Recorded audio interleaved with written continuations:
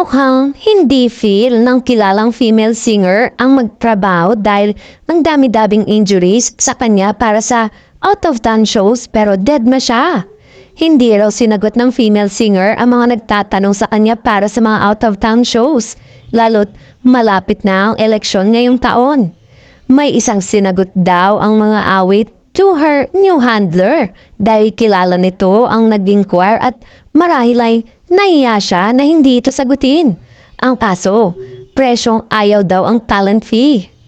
Nawindang taong kakilala ng female singer at nagtanong kung bakit sobrang taas ng hinihingi nitong talent fee gayong hindi naman ganun dati nung una siyang kinuha.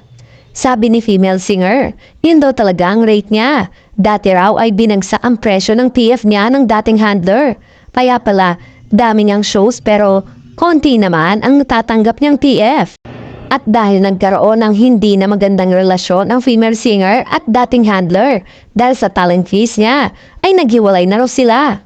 Hanggang sa nagkaroon na rin ng personal na problema ang female singer kaya dahilan din kung bakit hindi na muna ito tumatanggap ng trabaho.